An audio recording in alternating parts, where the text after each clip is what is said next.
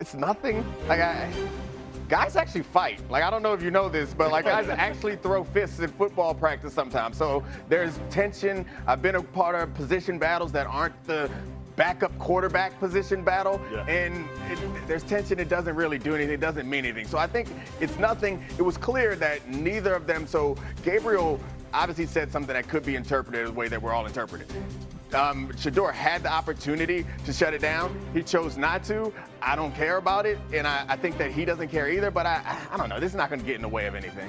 I mean, look, I have 2 points here. One, I don't think that Dillon Gabriel, for whatever it's worth, I don't think he was taking a shot. This is not Taylor Swift at an awards show dropping Easter eggs for Taylor Swift 13. Like, that's not what's happening here. I was going to say, Taylor got beef? What happened? No. She's just sending messages that way. I don't think that's could what be was saying we've got, if you're going to use a Taylor reference, then we could say we got bad blood. Right, we used to have mad love, but then you made a deep cut. I mean, I know the words to the song. They never had mad love. This is your fault, Brooke. This is your fault. You're welcome. You're welcome. Yes.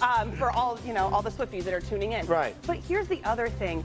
I really appreciate the way that Shedeur handled that back and forth with the reporter, because I can tell you, as a reporter sitting in that seat, you want to build a rapport with the quarterback, and you want to me, if he had sniped right back at him and been short and been kind of bristly at it, then I would think, oh, there's more there. Oh, something's going on. I almost think he did shut it down with the tone that he had.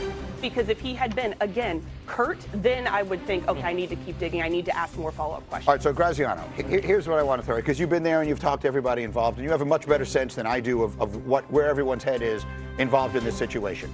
There's one part of me that thinks these are 2 rookie quarterbacks vying for a backup job, so why in the world would this be significant to anyone anyway? There's another part of me that thinks this isn't just that, though. Shedeur Sanders is not your run-of-the-mill 5th-round quarterback. He's just not, and what winds up happening with him is going to be of enormous interest to a lot of people. It may or may not be of great consequence to the Cleveland Browns' future, but it is of enormous interest to people, and Dillon Gabriel is the guy who was unexpectedly drafted in the 3rd round ahead of him. So there's a uniqueness to the situation that makes it interesting to me one way or the other. I would agree. I don't know the ins and outs of their relationship or whether they have one. But yeah, the situation is you have a fairly wide open competition here, because the starter is Joe Flacco, who's 40 years old and not the future of the franchise. Kenny Pickett, who's in front of both of them on the depth chart, hasn't been able to stay healthy. So at this point, it looks like one of the 2 rookies is going to be the backup on week 1's game against the Bengals. So they are in a competition. I don't think this whole thing has nothing to do with that competition. Correct. But I think to Brooke's point about how do you carry yourself in the building, I think what we've heard about Shedeur Sanders has all been positive in that front. So, obviously showing maturity there and handling a weird situation probably the right way. Not his first rodeo. I mean, he's experienced it from his dad. He's been around. He's been a high-profile athlete for a long time. But listen, the competition was on when you drafted me. So we understand. Me and Nick can be teammates and be respectful, but it's still a competition. At the end of the day, it's not over till I win, to quote Les Brown. You know what I mean? And right now, Shedeur quietly is trying to become the starting quarterback, because this is his probably best opportunity to be a starter in this league, because all I have to do is go around a 40-year-old guy that's not going to be here, another guy that's a franchise guy that they're going to get out of here as soon as they can, and I got this 3rd-round guy in front of me. Oh, that's barbecue chicken. At the end of the day, you just said it right. Kenny Pickett's not healthy. So one of these 2 guys is going to be a hit away from playing 2 weeks from Sunday, right? Unless it's Tyrod Taylor, who's also there. This is the weirdest situation, quarterback situation in the league. Yeah, we can't predict it, but I think the point that is important is that the Shedeur thing is going to make it, we all assume that it's nothing, but the fact that there's some multiplying factor when you involve Shedeur makes it a little bit more interesting and makes it a possibility to build into something more interesting. Not Tyrod. You meant Tyler Huntley. Tyler Huntley. I knew what you meant. I'm about to say, what happened? Break it on. He's supposed to be on the Jets. Okay, much more football of the NFL variety on this football. These numbers and say, look how well he has played, and they will say, so Dominique, he should be the starter immediately. Why not start him week 1? What would you say in response to that? Well, he's just coming out and getting his head bounced off the turf would be one response. But generally, I think that whatever decision you make for this team should be right now about developing and building on the promise that Jackson Dart has shown.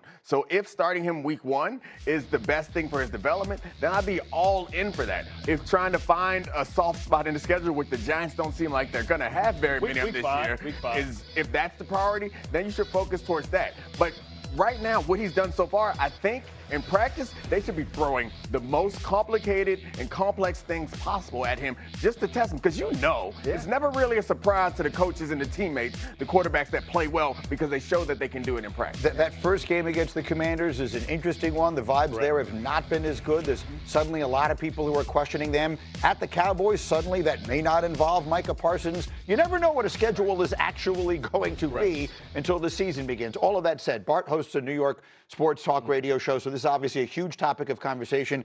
I am of the opinion the Giants are much better than people realize. Their defense could be really scary good, and this kid, whenever it is that he gets on the field, I know it's just the preseason, but so far so good. This is a very nuanced situation. You got to try and thread the needle, right? You have a coach that won 3 games last year that came with a big plan, who people thought was maybe on the hot seat.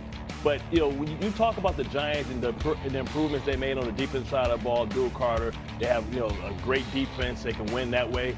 But they also have the hardest schedule in the NFL as well. And what happens if you're losing games early? You have to try and sell the future, which could mean a coach would put Jackson Dart out before he's ready, right? Do you want to put him on a safe spot against the defending champions twice?